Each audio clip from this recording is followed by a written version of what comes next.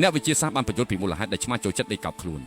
នៅពេលដែលឆ្មាបត់ជើងទាំងសងខាងចូលក្រោមខ្លួនគឺស្មើនឹងវាដកអាវុធរបស់វារក្សាទុកអញ្ចឹងដែរនេះមានន័យថាវាទុកចិត្តលើបរិស្ថានជុំវិញខ្លួនយ៉ាងពេញទំហឹងនិងមានអារម្មណ៍ថាសុវត្ថិភាពនៅពេលដែលឆ្មាដេកផ្ងាពោះនិងបង្ហាញផ្ទៃពោះរបស់វាគឺវាបញ្ជាក់ពីកម្រិតទំនុកចិត្តយ៉ាងខ្ពស់បំផុតចំពោះម្ចាស់របស់វា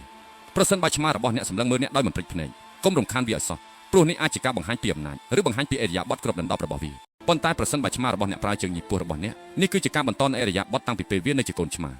កាលពីនៅតូចៗពួកវាជើងទៅញីមេរបស់វាដើម្បីរំញោចឲ្យចេញទឹកដោះដូច្នេះវាអាចកំពុងតែប្រព្រឹត្តចំពោះអ្នកដូចជាមេរបស់វាអញ្ចឹងដែរប្រសិនបើឆ្មាចូលចិត្តដេកលើសម្លៀកបំពាក់ឬរបស់របររបស់អ្នកក៏កុំស្ដីបន្ទោសឲ្យវាអីព្រោះក្លិនរបស់អ្នកធ្វើឲ្យវាមានអារម្មណ៍ថាសុវត្ថិភាពនិងធូរស្រាលក្នុងចិត្ត